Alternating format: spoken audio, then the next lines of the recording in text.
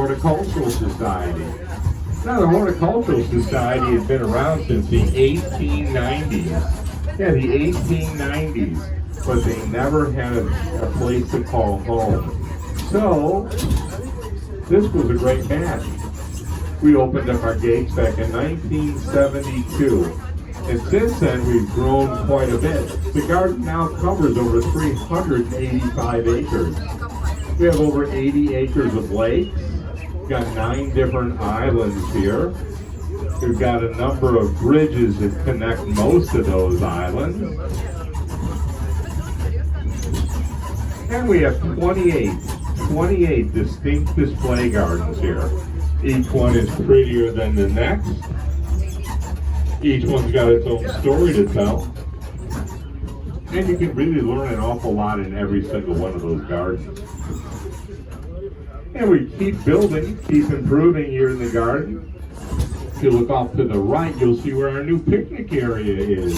And that's the first time I actually saw some picnic tables over there. We hope to have that picnic area open by the end of this month, which is fast approaching. You know, we also have 4 natural areas here in the garden. This is one of them. This is our Mary Mitch McDonald Woods. These woods cover about 100 acres. And when we first acquired them back in 1994, they were badly overgrown with a lot of invasive species, things like buckthorn and garlic mustard.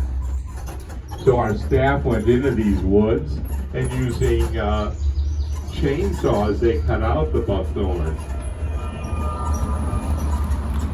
Using controlled burns, they got rid of the garlic mustard. So now what you see is a pristine example of a northern Illinois woods. Well, as we come out of the woods, it's a rather short ride. They're pretty big woods, actually. Off to the right side, you'll see our Japanese garden. Now, our Japanese garden consists of 3 different islands. The first one's called the Island of Everlasting Happiness.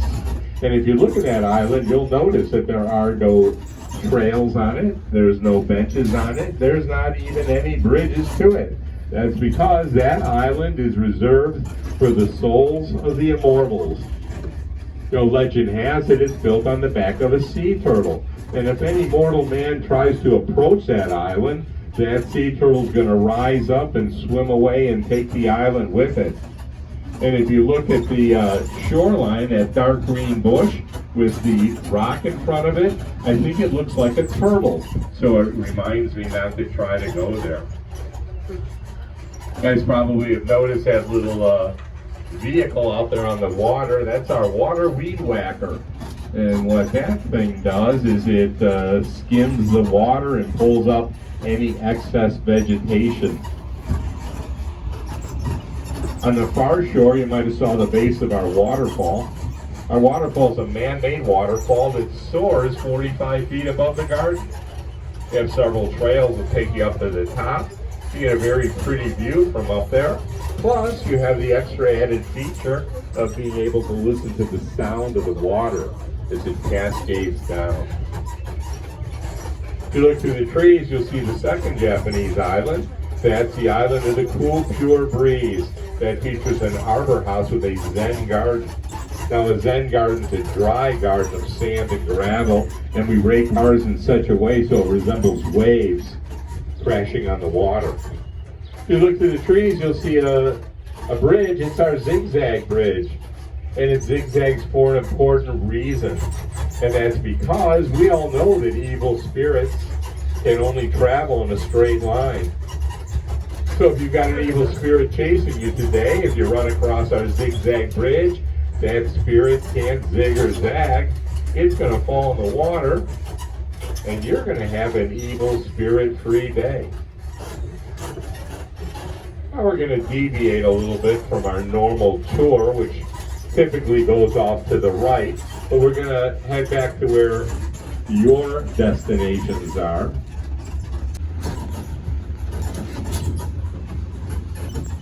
And we're coming up to the pole house on the right side. I'll let you know when it's safe to deboard.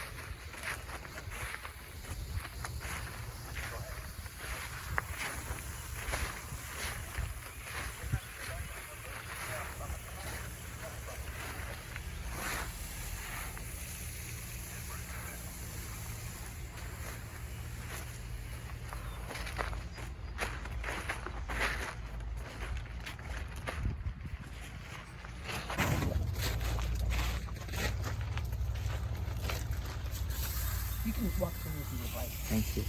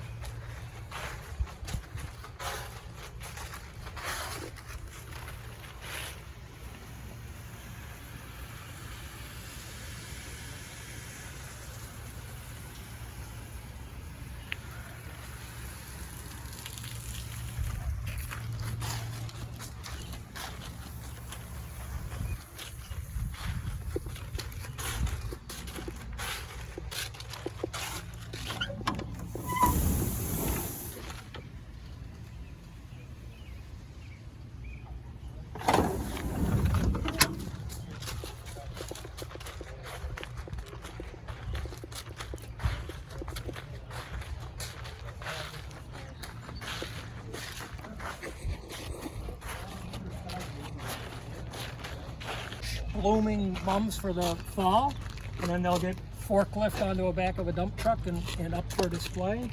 So the irrigation line then is so we don't have to hand water them. We'll put irrigation rings in. These plantains that we have here then are mainly for overwintering. So remember, this whole area you're seeing out here, none of this is here. All the stuff we do. So most of what we have out here is kind of on the ground, but sometimes some of these plants are a little more delicate.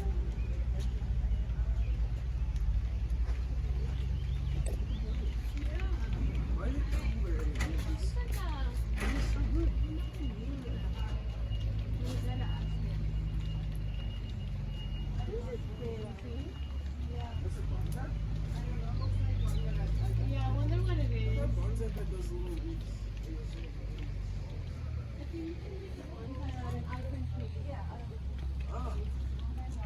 Oh, it's a type. What is this? Oh, yeah.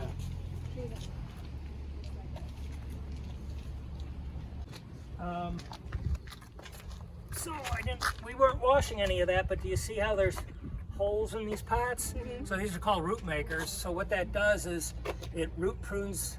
So if you guys garden at all and you buy a perennial and it's just wound around and it's just all roots, this root maker pot then keeps that from happening. When the root hits that air, it dies. You know, because it's supposed to be underground. It dies when it hits that air, and then it's like pinching it. It branches back fibrously into the root system. So we can grow oaks, which have tap roots.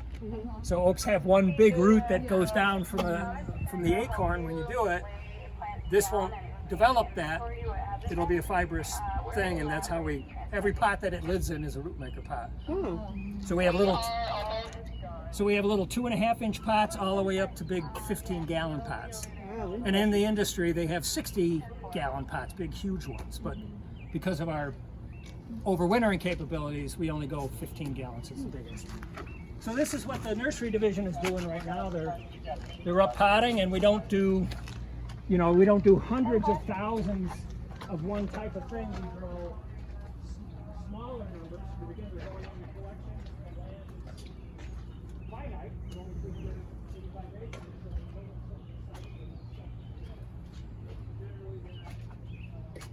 don't grow smaller numbers a lot of different things. And most of it is so if we look at this one, we'll see 35 degrees, never frozen in the winter. So you can see the heaters are covered because it's now exposed to all the elements. You can see then a little smaller root maker pot that we put them in, and then they also use things called tree pots where it's got this banded. A lot of the industry uses that as well.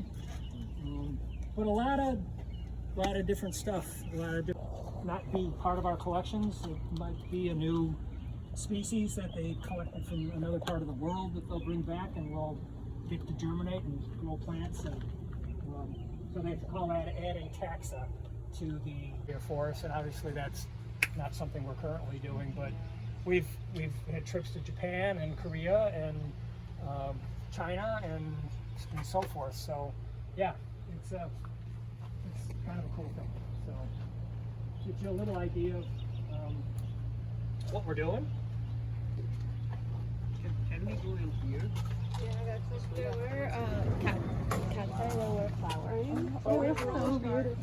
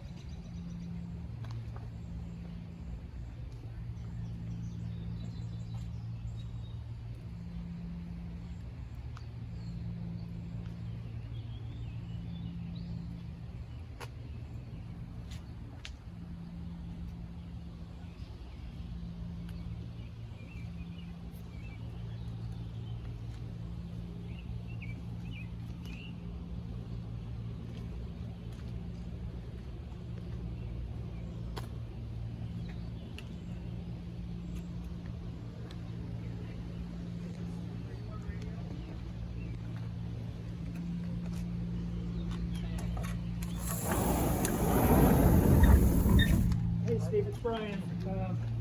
When you hit the Y there and start go tripping the nursery, and when you call me, I'll get the group there. Over.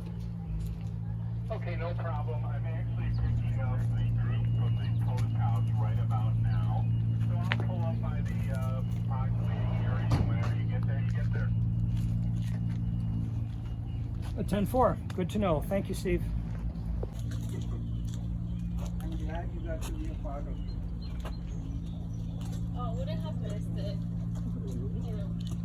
Where that woman is walking past through, then there's 55,000 square feet of greenhouse space, which is kind of shutting down in the middle of summer because we push everything out. When we designed this, we knew we had to have a footprint for all of the soil mixes and everything, so this was all part of it. We had a little cutout here to put our trailer.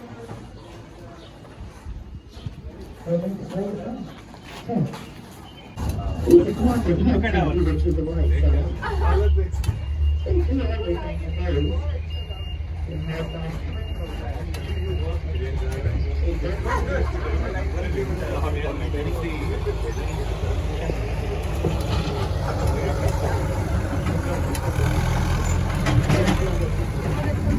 the houses there.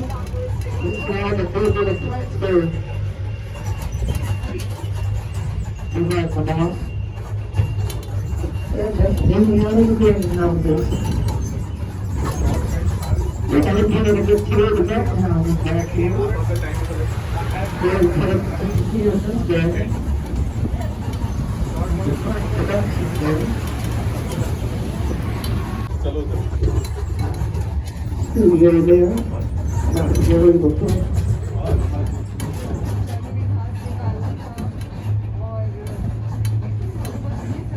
This is way on the top there. Garden here, Sheeta. What we did was just a small part. Oh, Anything. big plants, old roads. On the right side there's Candy Botanic Lakes. Over there to the left, Circle River. There's a dam under that bridge, which is called the Wheel. There's been anything out here because when the waters are too much here in the Gulf, we have to I do a pretty good job and so that's the small bridges you need to cross have to be closed. So that weir is valuable. They just open the dam and let some of the water out into the Scotia River. Japanese right? Yes, same everything. Because when it's too big. There's a harvest over there to the right side. I don't know if you know about that, but goes around these lakes and gather up pondweed. The things that will block the water moving here in the garden. And this garden actually has 6 miles of shoreline. But they have repaired 5 miles already. Only 1 more mile to go. As you see over there, there's lots of water lilies growing there. They're stabilizing. 2 more prairies out there to the right side. One's a sand prairie, you remember the Indiana goats. And the other's a grass prairie. That's a grasses grow from 6 to 8 to 10 feet high, with a root system reaching 15 feet. So it's very interesting when you look at all the beautiful plants growing here.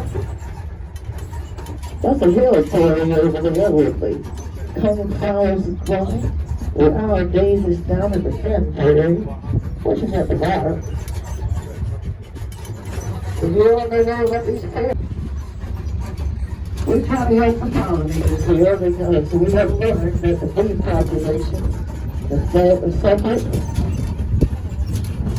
So we like to make sure that things go on in this prairie to enhance the bee population and other pollinators. Pollinators, birds, ants, wasps,